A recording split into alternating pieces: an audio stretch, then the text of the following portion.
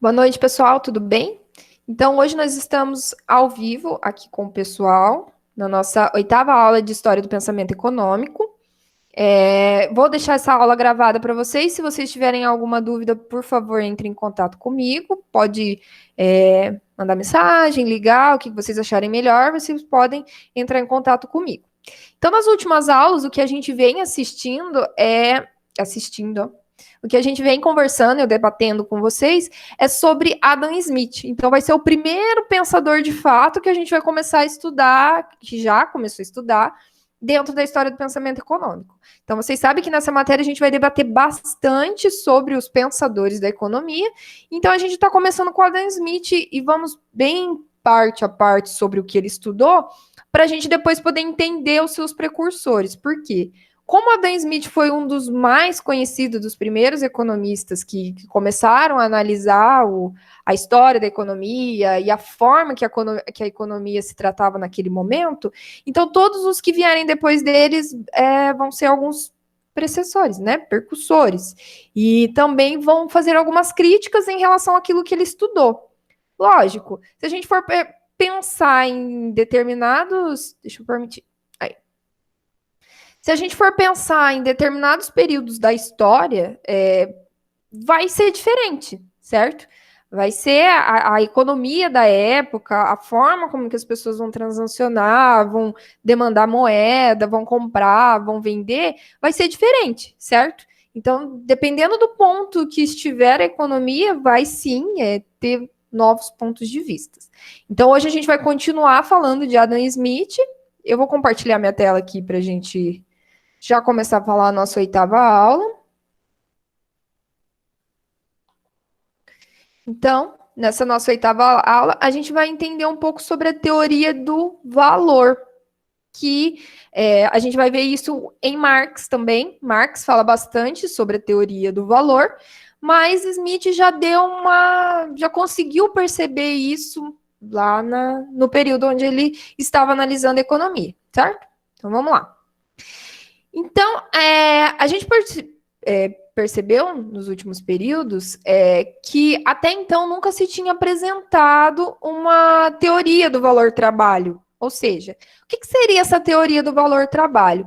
Seria as pessoas receber uma renda, por exemplo, em função do seu trabalho. Então, que até então, o que a gente percebeu? Que se toda a economia produz, se são gerados produtos e serviços, é denominado fruto de um trabalho. Então, por mais que a gente já viu que teve a Revolução Industrial, que se teve indústrias, cidades capitalistas, que saiu daquele período de medieval, de mão de obra realmente manual, por mais que a gente viu esse desenvolvimento, a gente começou a perceber que nada disso seria possível se não fosse a mão de obra do homem. Então, começa então a perceber que o homem deveria receber pelo seu trabalho. Então, que o seu trabalho tem um valor, que ele deveria receber por isso. Então, assim como os capitalistas recebem por ter os fatores de produção, ou seja, terra, capital, mão de obra, como eles recebem por isso, ou os burgueses, nesse momento, que seriam as pessoas que alugavam terra, que recebem pelo aluguel da terra, então, se cada um recebe e gera algum valor por algum ativo, vamos se dizer, o trabalhador, nesse momento, o único ativo dele é o trabalho, é a sua mão de obra. Então, ele deveria receber por isso também. Então, começa a se perceber, então, até então, não tinha percebido isso, mas Smith começa a perceber que existe uma teoria do valor trabalho. E ela foi formulada com coerência. Então, ele vai apresentar muitas ideias que viriam a ser base das versões mais sofisticadas da teoria do valor trabalho de David Ricardo e Karl Marx, que foi o que a gente já comentou. Então, ele vai ser a base de estudos mais evoluídos sobre a teoria do valor trabalho. Então, o ponto de partida dessa teoria é reconhecer que todas as sociedades, o processo de produção pode ser reduzido a uma série de esforços humanos. Então, todo o processo de produção que a gente vai perceber até então, ele advém de esforços humanos. Então, a teoria do valor trabalho de Smith. Então, diferente do que acontece com alguns animais que vivem em um meio natural e facilmente adaptável às suas necessidades de sobrevivência, os seres humanos, em geral, não conseguem sobreviver sem se esforçar para transformar o ambiente natural de uma forma que lhes seja mais conveniente. Ou seja, os outros animais se adaptam ao meio que ele vive, mas o homem não. Tipo, o homem, ele transforma esse ambiente natural para que ele consiga viver da melhor forma possível. Então, ele consegue facilitar o processo do meio natural para que ele tenha uma vivência melhor. Os processos da produtividade humana têm sido, em geral, associados à elaboração dos processos de trabalho, que culminam na criação de determinados produtos. Então, na maioria das vezes, na produção de novos instrumentos. Então, a produtividade humana, além dela ter o trabalho incluído, ela também cria-se novos instrumentos para facilitar o trabalho dela. Então, nota-se que o ser humano, além dele transformar o ambiente que ele vive, ele consegue produzir novos instrumentos. Então, ele produz instrumentos que facilitam o trabalho dele. Então, assim, disse que quando o capital... Deixa eu liberar aqui. Voltando, pessoal. Então, a gente pode se dizer que tanto o capital, que quer dizer os instrumentos ou os outros meios de produção, quando trabalhos são produtivos e que ambos contribuem igualmente para a produção subsequente. Ou seja, o capital disponível, que é um fator de produção, ele vai facilitar e vai dar bases para as outras produções. Então, pode-se dizer que tanto o capital quanto os instrumentos gerados pelo homem são bases do processo produtivo. Então, Smith e outros teóricos do trabalho, porém, reconheciam o fato óbvio de que os instrumentos são fruto do trabalho e que a contribuição por eles é dada à produção. É, na realidade, simplesmente a contribuição humana dada pelos que produzem, dados pelos que produziram. Ou seja, o homem ainda também consegue colocar que eles reconheciam que esses instrumentos gerados, a contribuição do homem como um fator de produção.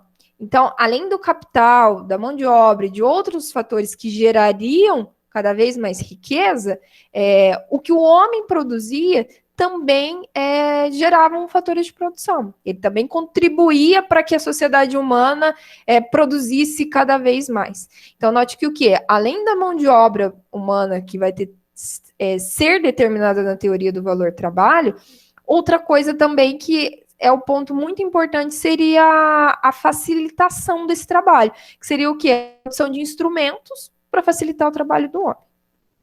Ok? Então, o trabalhador que produz um tear, por exemplo, ele está contribuindo com várias séries de despesas com o trabalho, que culminam na produção de tecidos. Visto dessa maneira, o tear é uma espécie de produto intermediário que pode ser visto como uma determinada quantidade de tecido produzida. Ou seja, se eu tenho uma pessoa somente trabalhando naquele tear de madeira, certo? Fazendo tecidos durante o dia, ele vai produzir uma quantidade de tecidos. Se o homem cria um tear mecânico, no qual esse processo ficará mais rápido e no final de um dia ele produzirá mais tecido, ele está contribuindo para a produção também, com sua criação, com a criação de meios que facilitam o trabalho. Então, esse é o ponto de partida da teoria do valor trabalho que foi enfatizado por Smith. Então, o principal ponto que foi enfatizado para ele é que o trabalho era o primeiro preço. O primeiro preço pago era o trabalho. Então, o dinheiro da compra inicial que era pago por todas as coisas. Ou seja, então, o trabalho era o primeiro fator, o primeiro valor e o preço pago quando se tem uma mão de obra humana envolvida no processo produtivo. Então, não foi com ouro nem com prata, mas com o trabalho que toda a riqueza do mundo foi inicialmente comprada. Então, toda a riqueza do mundo foi gerada com o trabalho, seja com a mão de obra ou seja com criações que facilitam o trabalho. O que a gente veio vendo ao longo das aulas? Que não adianta o capitalista ter todos os fatores de produção se ele não consegue pessoas para trabalhar. se ele não tem a mão de obra para gerar toda aquela produção, aquilo tudo vai ficar ocioso, aquilo tudo vai ficar parado, se ele não tiver trabalho. Então, toda a riqueza inicialmente foi gerada com algum tipo de trabalho empregado. Assim, Smith afirmou que o pré-requisito para qualquer mercadoria ter valor é que ela fosse o produto do trabalho humano.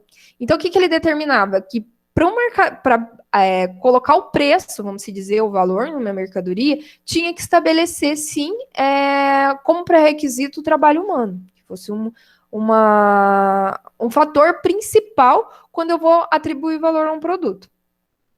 Afirmou ainda que o valor de troca de mercadoria é determinado pela quantidade de trabalho contido nessa mercadoria, mais alocação relativa em diferentes ocasiões da mão de obra indireta. Então, o trabalho que produziu os meios usados na produção da mercadoria e da mão de obra direta, ou seja, o trabalho que usa os meios para produção produção da mercadoria usadas na produção. Ou seja, o que ele falou? Que quando você for atribuir um valor de troca de uma mercadoria, seja por uma quantidade de moeda, ou seja por troca por um outro produto mesmo, que a gente viu, o escambo, certo? O valor de troca dessa mercadoria, ele deveria conter nesse valor a mão de obra direta, a mão de obra humana, né? A mão de obra indireta, que é o trabalho que produziu os meios usados na produção. Por exemplo, eu tenho uma mão de obra de uma pessoa envolvida na criação de tear, certo? A criação do tear precisa de uma mão de obra direta, que vai ser um meio direto para produzir a mercadoria. Então, tanto a mão de obra indireta à produção, o que está indiretamente ligado à produção, que seria as pessoas que produzem a máquina, que produzem o tear para facilitar, tanto a mão de obra direta, que são as pessoas que trabalham para produzir, que trabalham no tear, ela deve ser usada para atribuir valor. Então, o que o Smith colocou? Que qualquer valor de mercadoria, qualquer mercadoria para atribuir o preço, o valor dela, é necessário analisar tanto a mão de obra direta, que são aquelas que são diretamente ligadas à produção, e a mão de obra indireta, que tudo aquilo que é indiretamente ligada à produção de uma determinada mercadoria, um determinado produto oferecido. Deixa eu só ver. Certo. Então, Smith conseguiu ver o trabalho como determinante do valor de troca apenas nas economias iniciais pré-capitalistas, nas quais não havia capitalistas nem proprietários de terra. Então, até então, ele conseguiu perceber atribuir valor à mercadoria em economias anteriores aos capitalistas e anteriores aos proprietários de terra. Então, depois disso, ele foi percebendo cada vez menos. Então, todavia, quando os capitalistas assumiram o controle dos meios de produção e os proprietários de terra monopolizaram as terras e os recursos naturais, Smith achou que o valor de troca, ou o preço, passou a ser a soma de 3 partes componentes: os salários, os lucros e os aluguéis. Logo, o capital se acumula nas mãos de determinadas pessoas. Ou seja, ele não estava percebendo que teria o valor agregado no produto. E ele achou que, para que esse valor de troca, que esse valor da mercadoria, ele deveria ser eficiente por 3 partes. Ele deveria conter tanto o salário, que será pago pela mão de obra envolvida, os lucros, que seriam gerados para os capitalistas, e os aluguéis para os proprietários de terra. Então, dessa forma, ele viu que o capital não ia se acumular tanto nas mãos de determinadas pessoas, como era percebida na mão dos capitalistas e dos proprietários de terra. Então, ele começou a perceber que, sim, deveria incorporar no valor do produto o valor trabalho, o salário. Então, como os lucros e o aluguel têm de ser somados aos salários para a determinação dos preços, a teoria dos preços de Smith foi chamada de uma teoria da soma, ou uma mera soma de 3 componentes básicos do preço. Então, a partir do momento que o salário se incluiu no valor do produto, ela virou uma soma. Por quê? Então, se somava o quanto se tinha de salário envolvido, o quanto de lucro que o capitalista iria ganhar, e iria produzir, né, com cada produção, e o aluguel dos proprietários de terra. Então, era basicamente a soma desses 3 fatores. E a razão pela qual essa teoria diferia da teoria trabalho de Smith, que o estado inicial e rude da sociedade era que o componente lucro de um preço não tinha a necessária relação com o trabalho incorporado à mercadoria. Então, ele percebeu que até então, a teoria dele diferenciava do valor do produto até então praticado, é que a sociedade não achava que o trabalho seria importante. Pagar salários para uma pessoa trabalhar diretamente não seria tão importante para a geração de lucro, porque o lucro seria menor e o aluguel também, né, pela terra, seria menor. Por quê? Ele deveria pagar salário por isso. Smith percebeu que a concorrência tendia a igualar aos lucros auferidos sobre os capitais do mesmo valor. Isso é, se um capitalista tivesse $100 em tear e recebesse 40 de lucro por ano sobre ele, a concorrência brusca por lucro máximo tenderia a criar uma situação em que $100 de qualquer outro tipo de capital também renderia $40 de lucro no ano. Então, o que ele falasse? Que independente se ele tivesse pagado $40, R$ 40, para uma pessoa que fizesse o tear ou quem trabalhasse no tear, com qualquer outra coisa ele iria ter esse lucro. Então, ele não percebeu que isso iria igualar, essa concorrência iria igualar a geração de trabalhos. Então, ele começou a perceber que, para eles, para os capitalistas, essa situação não era tão boa, porque ela conseguia gerar lucro com outras, não só pagando salários. Então, segue-se desse princípio que os preços poderiam continuar proporcionais às quantidades de trabalho incorporadas à mercadoria. Apenas no caso do valor do capital por trabalhador ter sido o mesmo em diferentes linhas de produção. Então, ele poderia trabalhar em diferentes linhas de produção e ganhar mais por isso. O contrário, perdão. Ele trabalharia em diversas linhas de produção ganhando a mesma coisa. Então, colocaria incorporar valor ao trabalho. Então, da mesma forma que a gente atribui valor a alguma mercadoria, eles também atribuíam ao trabalho. Então, colocava uma pessoa trabalhando mais tempo para ganhar a mesma quantidade. Se essa condição se verificasse, os lucros baseados no valor do capital teriam a mesma proporção em relação aos salários da linha de produção e os salários adicionados aos lucros dariam um total ou um preço, se o aluguel fosse ignorado, proporcional ao trabalho incorporado à produção de mercadoria. Então, o que ele começou a perceber? Que sim, que indo numa via de mão dupla do que os capitalistas pensavam, Smith determinava que sim, que se colocasse o trabalho, os lucros tenderiam a aumentar, independente do salário que eles foram pagando. Então, seria uma via ao contrário dos pensamentos que os capitalistas tinham na época. Então, ele pensava que sim, que independente do salário que ele colocasse, que ele pagasse para o trabalhador, os lucros dele seriam o mesmo, ou se atribuísse alguma tecnologia, uma mão de obra indireta, no caso do tear, poderia ser até maior. Então, a teoria dos preços de Smith, baseada no custo de produção, não visava explicar as flutuações concretas e diárias dos preços de mercado. Ele estabeleceu uma distinção entre preço de mercado e preço natural. Então, ele ia diferenciar por causa dessas mudanças do mercado. Então, o preço de mercado era o verdadeiro preço da mercadoria, em determinado momento e em determinado mercado. O preço de mercado era determinado pelas forças da oferta e da demanda. Ou seja, se eu tenho mais demanda, os capitalistas vão ofertar mais. Então, dependendo dessa força de mercado, seria baseado o preço, correto? Se a oferta fosse pequena, em comparação com a demanda, a oferta pequena seria alocada aos compradores que se dispusessem a pagar um preço mais alto. Se a oferta fosse grande em relação à demanda, o preço tenderia a baixar para induzir os compradores a comprar toda a quantidade. Ou seja, quanto maior a oferta, maior o preço. Quanto maior a demanda, menor o preço, correto? Acho que é isso mesmo. Então, vamos lá. Se a oferta fosse pequena, então se a oferta é pequena, seria alocada aos compradores que dispusessem pagar um preço alto. Então, se tivesse pouco de um produto, o preço sobe. E se a oferta fosse grande, então se eu tenho muito de um produto, o preço baixa para que as pessoas comprem. Isso. Então, a teoria de preços de Smith, baseadas no custo de produção, não visava explicar as flutuações concretas e diárias do preço de mercado.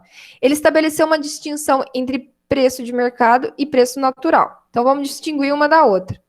O preço natural era o preço ao qual a receita da venda fosse apenas suficiente para dar ao proprietário de terra, aos capitalistas e aos trabalhadores aluguéis, lucros e salários, equivalentes aos níveis habituais ou médios de aluguel, lucro e salários em termos sociais. Então, o preço natural seria a teoria do preço que Smith estabeleceu.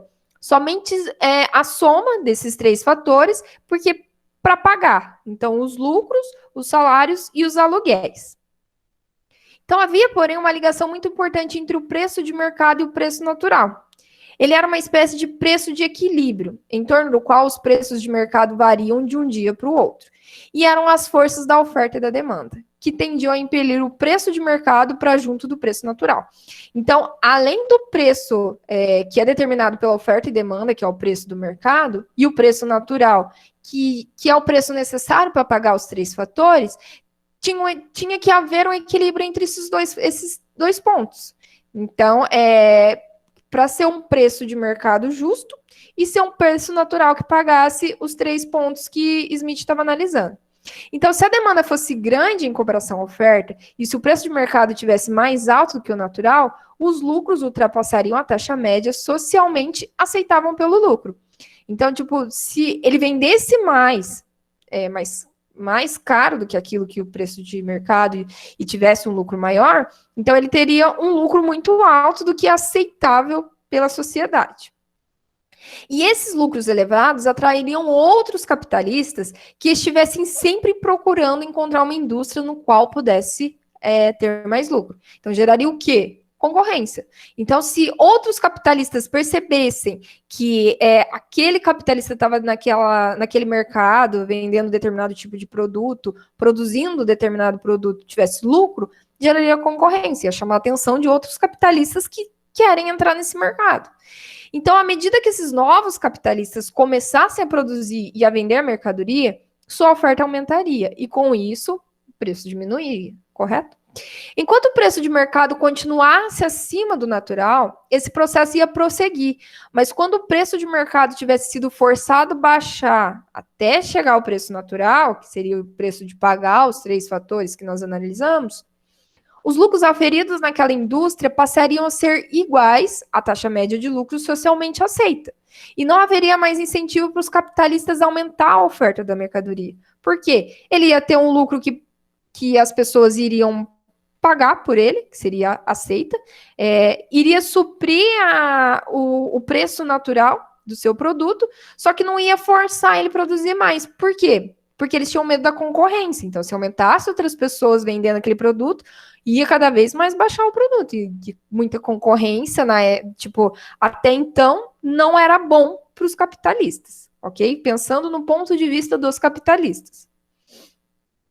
Pessoal, deixa eu voltar aqui com vocês. Então, o que a teoria do valor trabalho de Adam Smith determinou? Que além do preço natural, vou começar do princípio, perdão. Que toda e qualquer mercadoria, dentro do valor dela, deveria incluir o trabalho, que até então não era dessa forma. Então, o que eles analisavam quando colocavam o preço numa mercadoria? Somente os lucros e os aluguéis pagos aos proprietários de terra. Fora isso, o trabalho até então não era uma fonte que geraria riqueza. Smith começou a perceber que toda e qualquer produção advinha do trabalho. Precisaria da intervenção humana para poder gerar trabalho. Dessa forma, com essa geração de trabalho, colocou-se também, dentro da sua teoria, os salários, que seria o quê? Nada mais que o pagamento pela mão de obra disponibilizada. Então, tanto pela mão de obra direta, quanto a mão de obra indireta, seria geradores de produção, faria aumentar a produção desses capitalistas. E com o passar do tempo, eles começaram a perceber que não somente esse preço natural que afetaria o mercado, vamos se dizer, que também tem o preço da oferta e da demanda, ou seja, quanto mais demanda um produto, menor vai ser seu preço. Quanto mais a oferta de um produto, maior vai ser seu preço. E se vamos se dizer, a oferta a demanda fosse maior que a oferta, os preços seriam mais altos, correto? Dessa forma, eles teriam mais lucros. Só que também outras pessoas perceberiam que esse setor está gerando lucro e também queria entrar. Essa concorrência não era interessante para os capitalistas da época, mas sim havia essa percepção de que tanto o preço do mercado quanto o preço natural do produto seria importante para o equilíbrio de mercado. Então, para haver esse equilíbrio de mercado, era necessário, sim, tanto o pagamento de salários, lucros e aluguéis, que vamos dizer que era o custo para produção até então da mercadoria, quanto o preço do mercado, que seria esse preço regulado pelo mercado de oferta e demanda, ok? Então, essa primeira percepção de Adam Smith do mercado foi que sim, o trabalho é importante pagar salários, e que além do custo de produção, houve-se também o preço de produção, houve o preço de mercado. Certo, pessoal? Dúvida que vocês tiverem, novamente, vocês me liguem, mandam mensagem, eu estou disponível, tá? Podem mandar e-mail, WhatsApp. Eu vou deixar para vocês também outra atividade para contar como presença de vocês. E vou continuar com vocês aqui, tá? Eu só vou parar a gravação, mas vou continuar conversando com vocês. Até logo, pessoal. E próxima aula a gente vai ser gravada. Então, vai ser da mesma forma. 2 aulas gravadas e uma a gente vai conversar para saber como vocês estão. Ok? Gente, até mais. Só vou parar a gravação e a gente se vê.